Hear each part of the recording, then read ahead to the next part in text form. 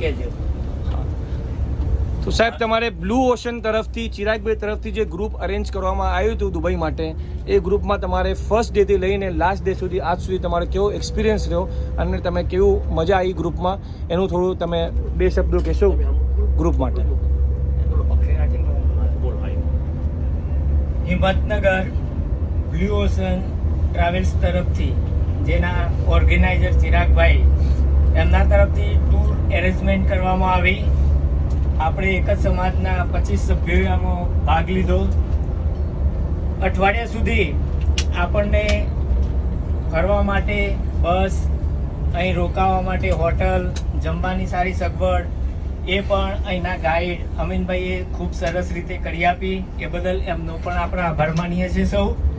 એમને આપણી સાથે બહુ રિસ્પેક્ટથી અને ખૂબ જ હળવાશપૂર્ણ, કે કોઈ પણ જાતના ગમે એટલું પૂછો પણ અણગમો પણ નહીં, એ રીતે આપણને સહકાર આપ્યો. અને ત્યાંના ચિરાગભાઈનું પણ મેનેજમેન્ટ અહીં ત્યાં બેસીને પણ ખૂબ જ સુંદર આયોજન કર્યું. એ બદલ આપણે એમનો પણ આભાર માનીએ છીએ. આપણને હોટલનો પણ સારી સગવડ મળી, જમવામાં પણ કોઈ પણ તકલીફ પડી નથી. અને ગુજરાતી ડીશ આપણે ભલે આપણે ત્યાં ગુજરાતમાં રહીને ત્યાં જ ખાતા હોય, પણ બહાર જઈએ તો ગુજરાતી ડીશ માંગતા હોઈએ છીએ. એટલે આપણને મળી ગઈ અને બહુ જમવામાં પણ મજા આવી અને કોઈ પણ જાતની પરેશાની વગર આપણે આ પ્રવાસ પૂર્ણ કર્યો.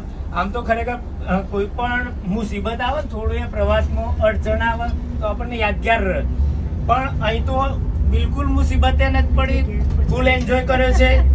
અને આપણને તમામ સ્થળ પણ સંપૂર્ણ રીતે આપણને બતાવ્યા.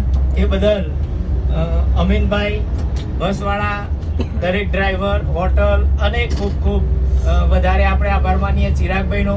સૌનો આભાર માનું છું. અને આપણે બધાએ ફૂલ એન્જોય કર્યું. એકબીજાના સહકારથી પણ આપણે એકબીજા સાથે હળીમળી અને સુંદર પ્રવાસ પૂર્ણ કર્યો. તે બદલ સૌનો પણ આભાર. જય હિન્દ, જય Bharat. Heap heap heap heap heap heap.